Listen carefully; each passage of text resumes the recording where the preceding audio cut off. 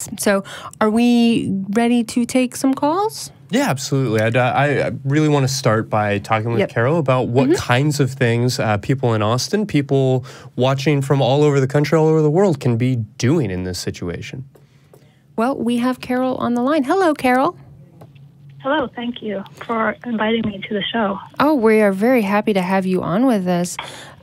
Christy has told us a little bit about your background, but if you wouldn't mind giving us a little bit more info about yourself. And I just want to interrupt first to say thank you so much for calling in.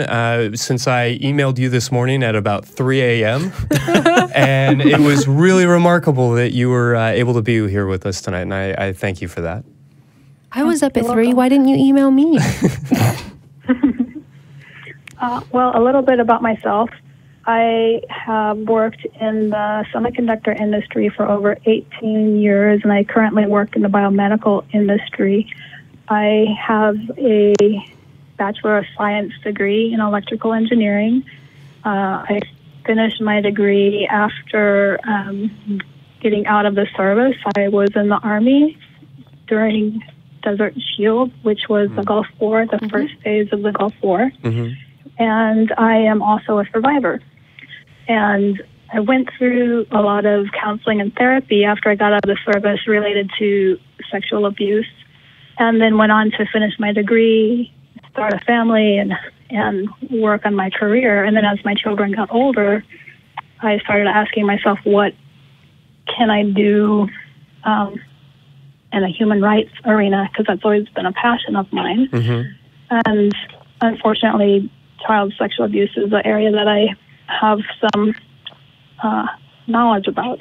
And so in addition to that, I went through a program in Austin with the Citizens Police Academy several years ago, and while I was going through the program, they had a detective from Vice and a detective from the Human Trafficking Division talk to the class, and I had always thought of human trafficking as smuggling people across borders. And to my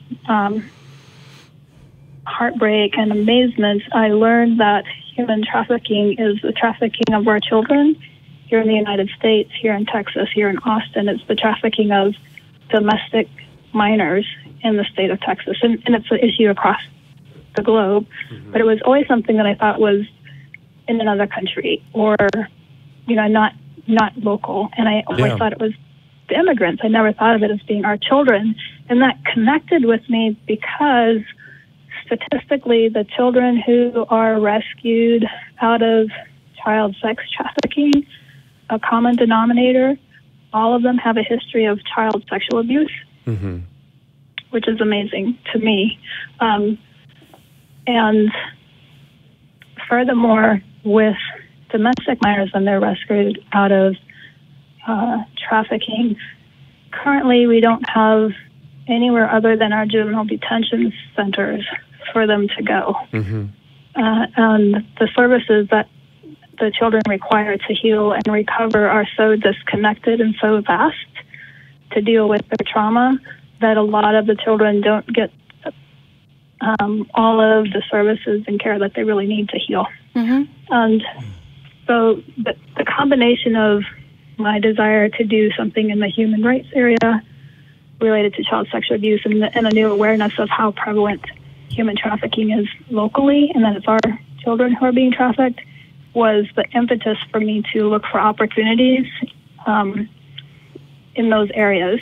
And so I started doing some volunteer work with the trafficking, and then started doing some more investigation as to what could I do with regard to my personal case, because I had always, so let me start with my parents' generation, my grandparents' generation, was to silence the issue within the family, within the community, within the congregation, and that's common for my parents' generation and prior to that.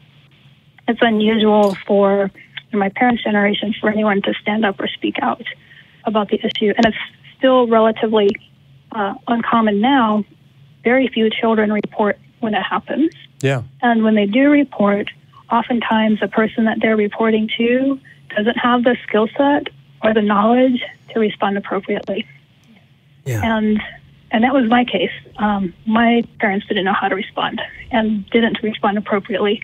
And I don't hold that against them. I don't blame them. Mm-hmm. It was just the reality of my experience. And so I want adults to learn how to respond appropriately. Yeah, so and education. Mm-hmm.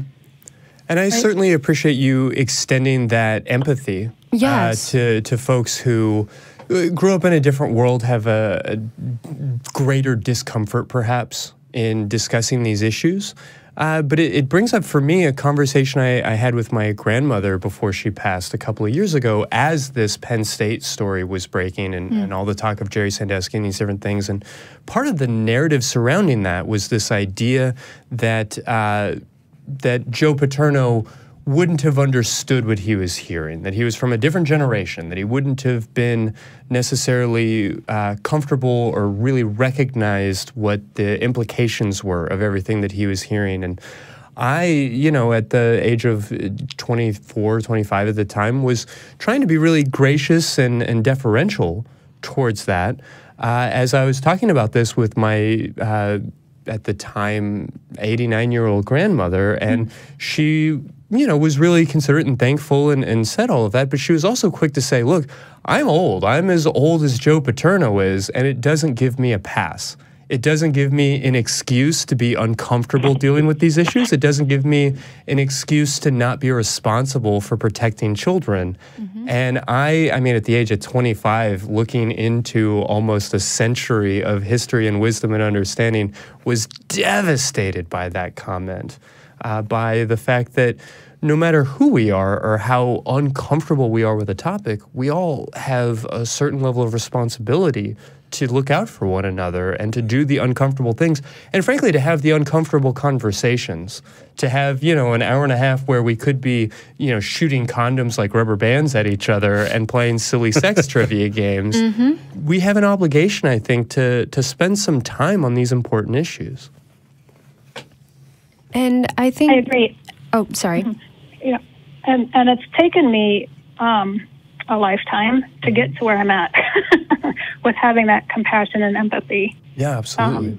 Because at the time that I reported, I didn't understand why I got the response that I did. Mm-hmm. And even through my 20s and 30s, I didn't agree with that response. And my family and I, we still don't agree on that issue. Mm-hmm. We're still pretty divided on that.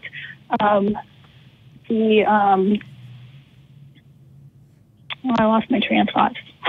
Well, let me ask you, what would you say to anybody who's listening who is themselves a survivor, but hasn't necessarily taken any steps to acknowledge that to themselves, to discuss that with family, to perhaps report or prosecute? What would you say to somebody who is in the very early stages of addressing this problem that they've experienced?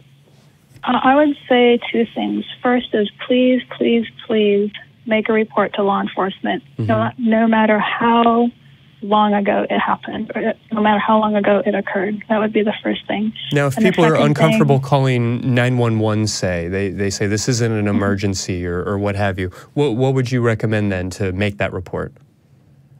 I would recommend calling the RAIN hotline or mm-hmm. the HOPE number that you gave, yeah. And then they can give a reference for who to talk to locally.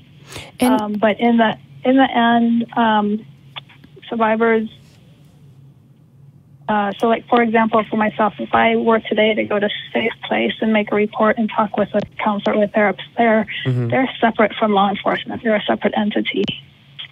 And they're not mandated reporters. Oh, sorry. So making sure to circle into law enforcement in one way or another, whether you're talking to your therapist or you're talking to your, hopefully new and non-harassing priest or whoever it is it might be in your life that's giving you support in this situation, you still need to follow up with actual prosecutors, with the actual investigative arm of the government.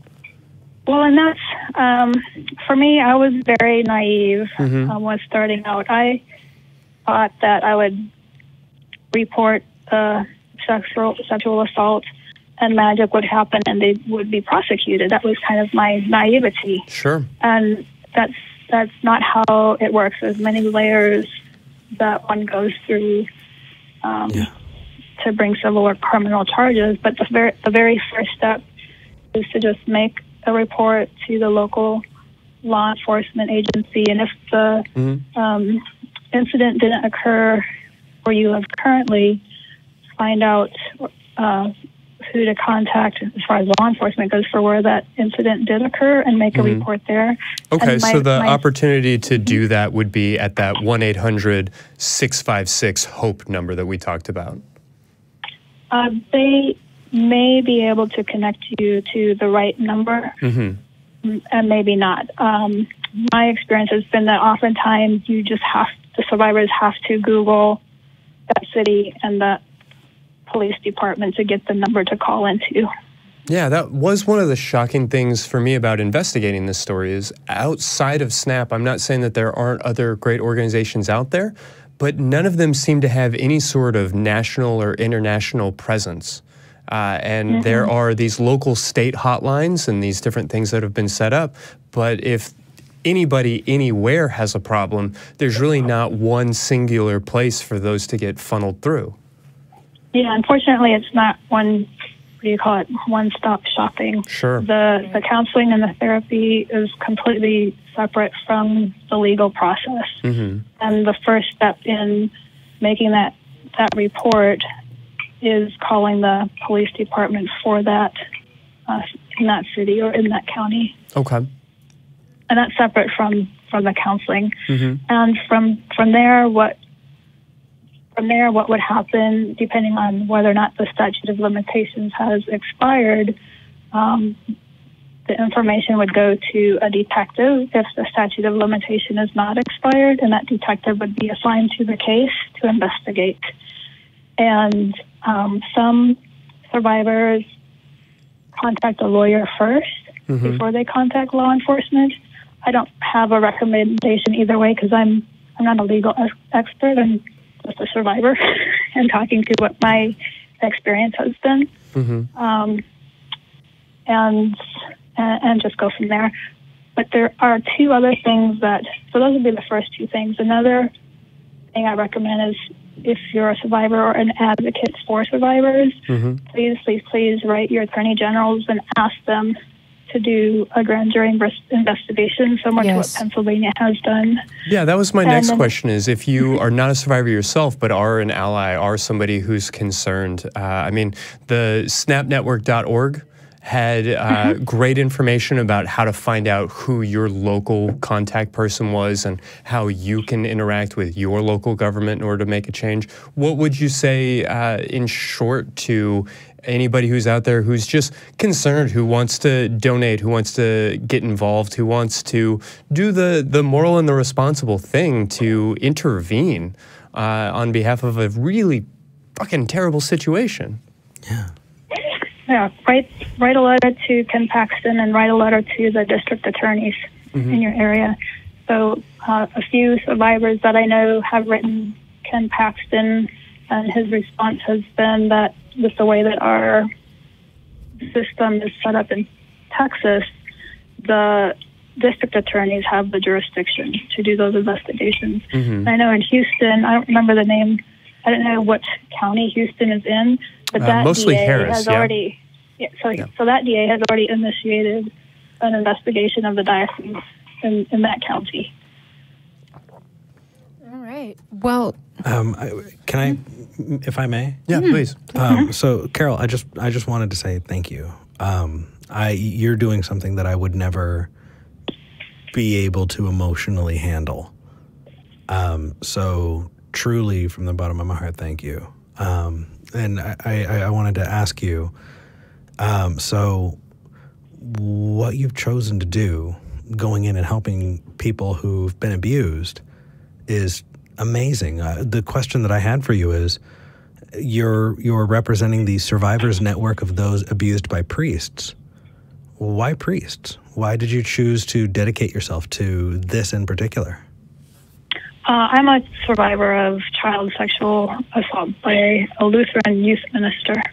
And so when I went through the counseling and therapy that I went through at the time, they didn't differentiate the type of injury that occurs, whether it's a family member or a coach or a teacher who does the abuse. And with clergy abuse, it has an additional, and I'm not saying that one trauma is worse than another trauma, but with clergy sexual abuse for a child, it has an additional spiritual injury because in the child's mind, that's God or God's representative doing this horrible thing to them. And the damage that causes to a lot of survivors of clergy sexual abuse call it murder of the soul. And so it really can really destroy a child's sense of spiritual identity. And survivors take a really long time to reclaim their sense of spirituality or their faith, if they ever do. Sure. Right. Yeah. I again, I mean, I'm just flabbergasted. I saw in the news this, and I feel helpless, you know, and just seeing that there are people local in cities with amazing organizations like yours, like SNAP. I feel so ignorant that I never knew about SNAP until today, until I got to actually talk to someone from SNAP. I mean, I'm so glad that we're getting you and this organization out there. It's important. People need to know. Yeah.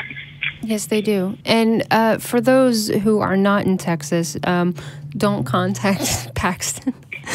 Those in other states, contact your local attorney general. Although I feel like our attorney general in particular could probably use a little extra help. I mean, so if you're in like New Hampshire or Vermont, go Texas? ahead. Go ahead and contact Paxton too, though. It's fine. No.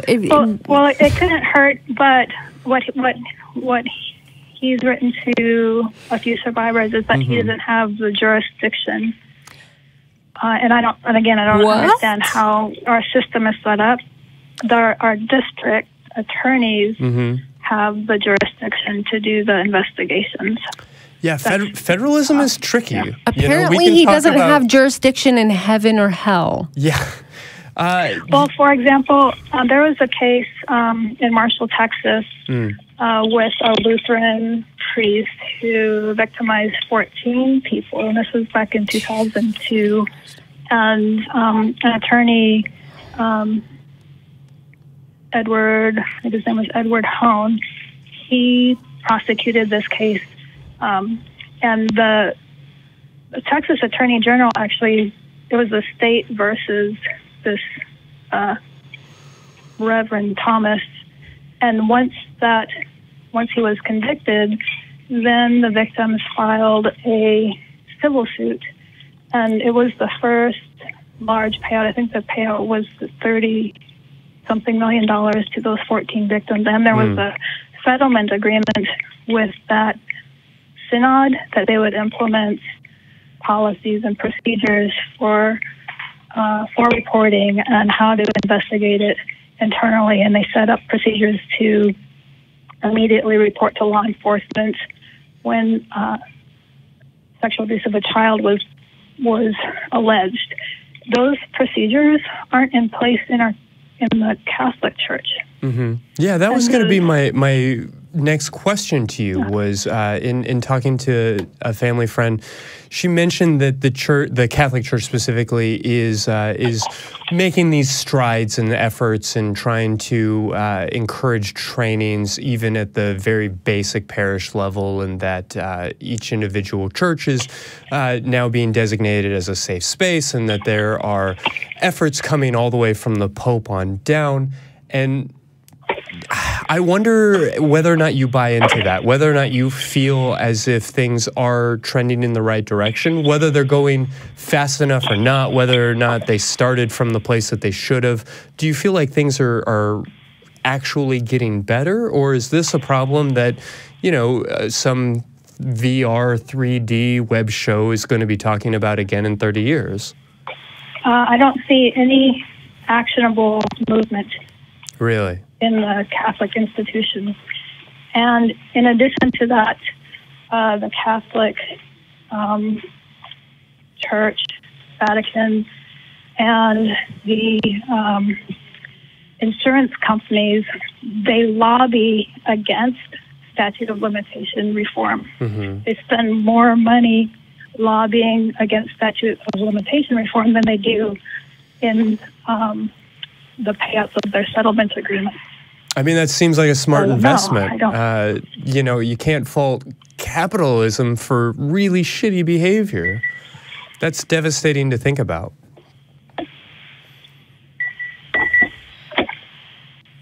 So, a lot of Catholic survivors have shared stories of harassment and intimidation and stalking when they've made reports in their areas. And I don't know if that is still occurring, but it was very prevalent in some of the dioceses in Pennsylvania and in South Carolina. I can't really speak to the diocese here in Texas. You know, I feel like I'm risking our show getting buried just by even asking this question. But there are all these documentaries and things about how the Church of Scientology has had this incredible legal apparatus to just absolutely bury. Demonetized right there. Yeah. Look at you. Yeah, we have no ad revenue after asking this question. Just it's over. Episode 3, we're done. Right, we're done. We had a good run. Yeah, the Church of Scientology has done this incredible job of silencing people, of getting in the way of anybody actually having any recourse. And it sounds like from what you're describing that those types of tactics are in fact alive and well in Catholicism, which is maybe not an accusation I've really heard. And I'm wondering if I'm characterizing it correctly and if you feel like that's going on.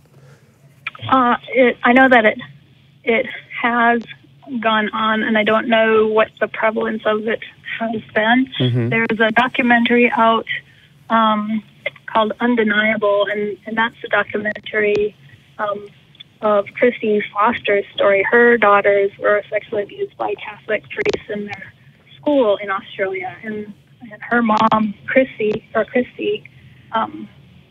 to get the Australian diocese investigated and the statute of limitations lifted.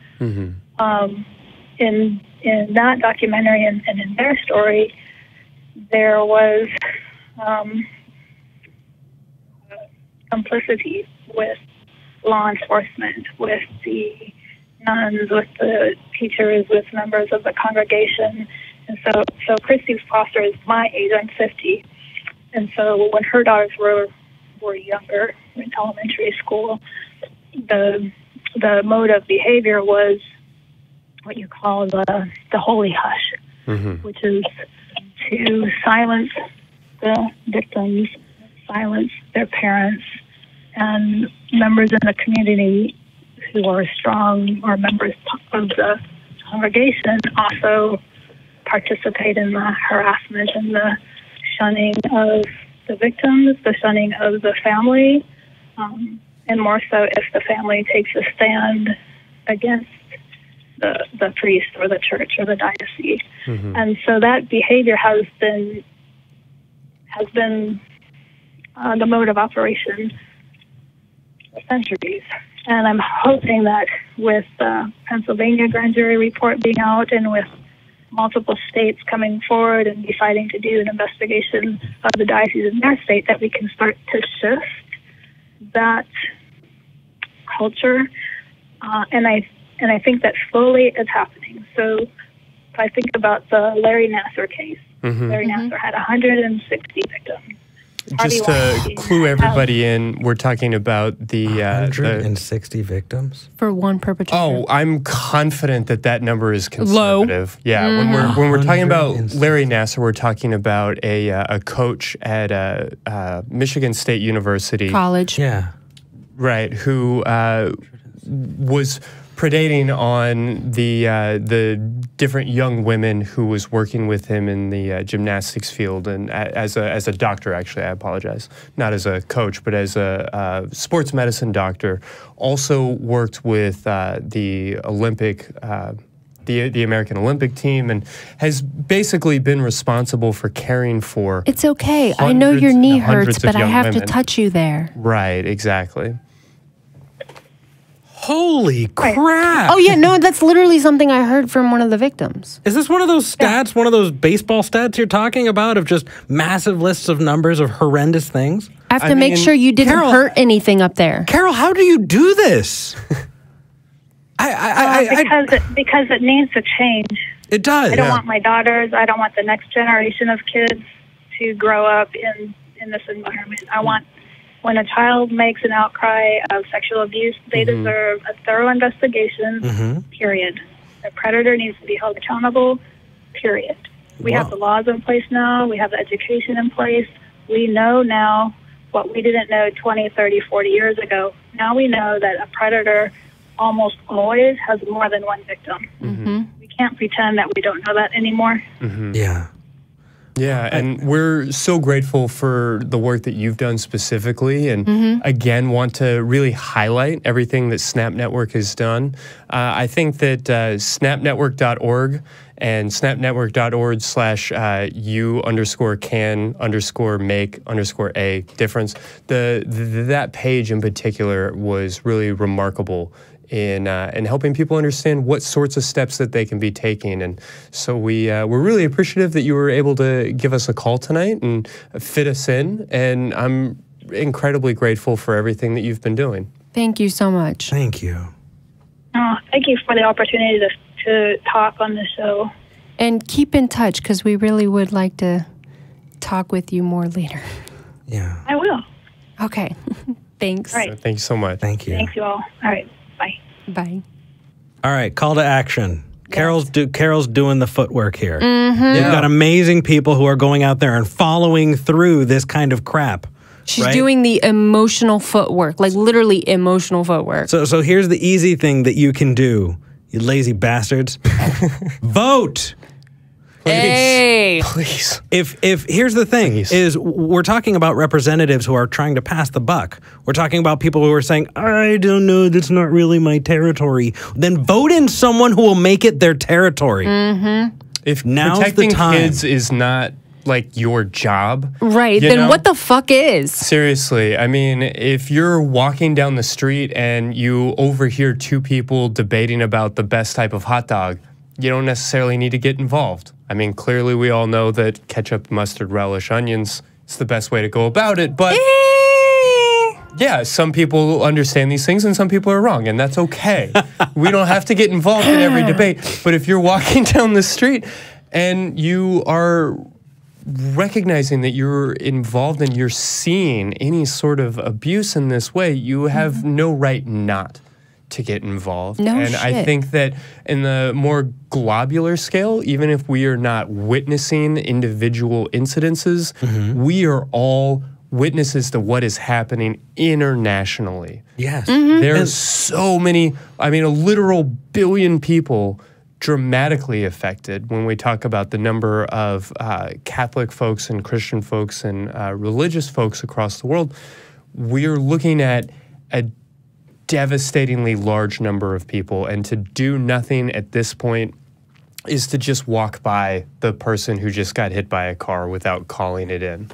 And there is a culpability. I mean, just because you don't see it, you can call your representative. You don't have to be the person who went through the abuse to call your local elected representatives and ask, what are you doing to prevent this from happening in my backyard? Yeah, and one more time before we go to the phones is to repeat, 1-800-656-HOPE as a place to start if you don't know how to report to your local state. I mean, every state has their own child and protective services, child and family services, things along those lines. So there are different options, but that's a great place to start. Snapnetwork.org, S-N-A-P, snapnetwork.org is a great organization. And yeah, from there, I think we're ready to take a couple of calls. Yeah. I think we are. We've got some good callers on the line. We do Yeah. have 4 open lines, 512-686-0279. Yes, I am the person on the Talk Heathen account harassing you people in the live chat. So call in. Yes. We're about to get a little salty. Have you been stirring things up over there? Maybe a little. Maybe a little. Okay, well, all right, let's bring it on. So you're the one who brought me in here. you started on it. a sad episode. You brought me. I could be doing a FetLife profile. Yeah, you were supposed to just be eye candy. I could be talking Nobody about asked you for yipping opinions and furry stuff, and I could be talking about kink and Hey, and Eric. and Do you want to come back for a kink episode? I don't know. Okay. I'll tell you what, I can ensure you that invite if you can tell me your screen name. That's okay. We'll talk about it off air. Yeah, we'll talk after this. Yep, you're not getting mine either. I would like to say before we take the next caller that with the abuse going on, or I should say the abuse that has come to light in Pennsylvania, Yeah. let's not all just bow our heads and think, oh, we thought Pennsylvania was so wonderful, but now we know it's a shithole. No, this is every state, every city, every town, every county, everywhere. This is not a Pennsylvania This is not problem. a Pennsylvania thing. This is just a one thing led to another that led to another that led to this coming out in Pennsylvania thing. Not, you know, fortunately, there have not been Jerry Sandusky's in every state in the union.